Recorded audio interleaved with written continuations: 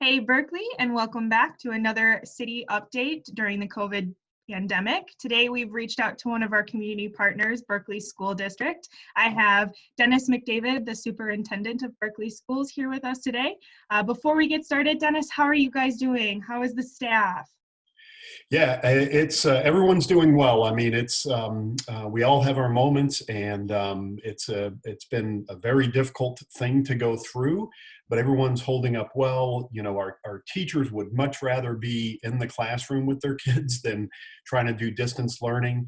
But you know, everyone is really has stepped up to the plate. They've learned new systems. They're really delivering content to the best of their ability and trying to balance how much is too much with how much is enough for kids, and for each kid that's a little different, so it's very, very tough to do, but really everyone is doing well, and I couldn't be prouder of the team and the district and the community we serve. Yes, definitely. We want to commemorate you guys, especially since, you guys were hit kind of right away in terms of the executive order and everything that, happened and transpired last month. So we definitely want to thank you guys and commemorate you guys in the partnership that you have with the city, surrounding cities on that regard. And, you kind of touched on it a little bit. So, how is the school district staying connected with the community, given the fact that schools has been officially declared over? Yeah, well, school really isn't over. I mean, school's going to continue through the rest of the school year, following the calendar. We're just delivering content to students at home. So we're, teachers are in touch with kids a couple times a week at a minimum. We are delivering about 250 meals a day to community members. We started that. The governor closed schools. Friday was March 13th. So Monday, March 16th, schools were closed, but we started delivering meals that day because our partnership with Aramark, our food service partner, they were able to do that. So that's filling a need for a lot of families and really helping them through it.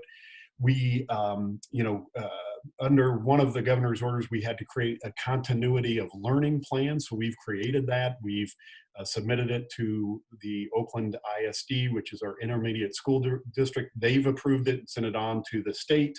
And we're operating under that now. And that's how we're trying to help students, from preschool all the way up through our post-secondary program continue learning.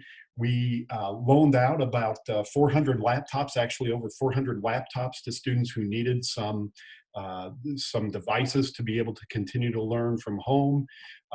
We have sent out a ton of communications to our families, both from the district office, but really more importantly from our principals and our teachers to families about what they can expect and how we're going to proceed moving forward. So the learning continues. We're working really hard to stay in touch with our families. We've been told by a couple of people some of the communication's overwhelming. You're sending too much. So we're trying to find the sweet spot there, and it'll never be perfect. We know that, but we'd rather over communicate a little bit than under communicate. No, I definitely agree with that. Given the nature of everything going on, more communication is better. Right. Can you kind of expand on, the food community food program that you guys have going on? What that entails, and if residents that are in need, where can they go for that? Yeah, so this is partly an extension of the federal food program for free and reduced lunch students. But as part of the expansion, when the pandemic hit, the federal government understood that more than students who are just free and reduced lunch would be impacted. And so they are allowing us to serve food, to deliver food. Really, it's a pull-up. Families pull up or walk up to either Norup or Anderson Middle School at specific times on specific days, and get meals for that day and a couple of days moving forward. And they're for any student or any child in the household under 18 years old. So, students who are free and reduced lunch by the federal designation the income level of their parents is such that they need a little more support. And with everything going on, we're able to deliver those meals really to anyone who shows up who's under 18 and needs the support.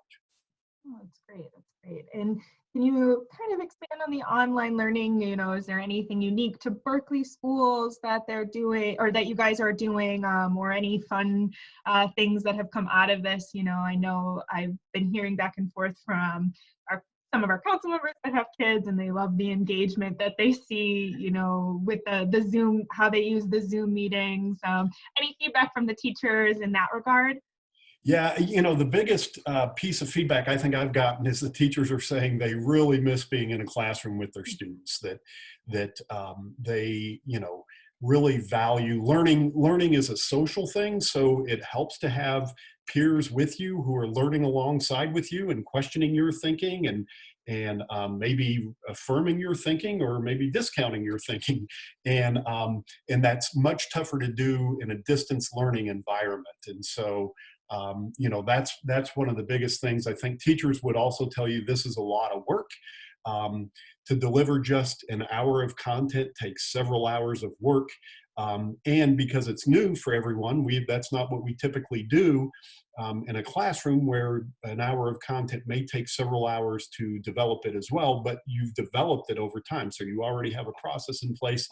So teachers are doing all kinds of fun things for kids, and they're trying to keep them engaged. And it varies from kindergartners who's really their attention span is such that they can't really spend a lot of time in front of a computer, up through seniors who are doing their best to stay engaged. And we really feel for our seniors. There are a lot of rites of passage and a lot of rituals and fun events that happen this time of year for our seniors that right now they're missing out on. We're thinking through how we can best sort of support that and make that do something that would honor what they're doing. And they've been with us at a minimum typically for 13 years. They started as kindergartners. Some of them started with preschool. So we say that they don't really graduate while they're graduating from Berkeley High School. They're also graduating from the Berkeley district. And so we really care for our kids, care about our kids, and really want to do something that honors them and takes care of them. So a lot of great things going on, and it just varies across the spectrum of kids. Yes, well, we are definitely grateful as a community to have such great teachers and staff and administration over at the Berkeley School District. I know that, from an city administrative side, we've shared, the proactiveness that you guys had when all of this happened, and we definitely wanted to follow suit and mirror what you guys did. So it was definitely nice to have such a awesome, partner, to lead from. So we're grateful for that, and we thank you. Well, thanks a lot to you too. I mean, that's a nice compliment, but we are fortunate, and I know that as a superintendent, and I was a teacher in the district and a high school principal, and I've always felt fortunate for the support we get from the city, from Berkeley, from Huntington Woods, and from the north part of Oak Park. And all the support that goes into making the Berkeley School District a special place for our kids, and the city leadership and the city council, the way they support us, it's really a great place to be. So thanks for that. But we appreciate you all as well. Yes. So to kind of wrap this up, because I don't want to take up too much of your time, where can people or, community members go to stay connected with the Berkeley School District, or if they can reach out if they have questions, or where they can learn more information? Yep. So they can follow us on Twitter, Facebook, and Instagram. It's at Berkeley Schools on all of those formats. So it's easy to follow us there. They can go to our website, and we've got a lot of great information on our website about the pandemic and some of the things we're doing. Our continuity of learning plan is posted there as well. They can certainly email me. My email address is dennis.mcdavid@berkeleyschools.org. So they're welcome to do that, and I'll get back to them as soon as I can. And any other way, we're happy to be in touch. Well, thank you so much, and we'll definitely be in touch. All right, thank you as well. We appreciate it. Yes. Berkley residents as well as the community, make sure you follow us on our social pages and the school district social pages. This video will be posted on our website, and you can find more information there. You guys have a good day. Bye.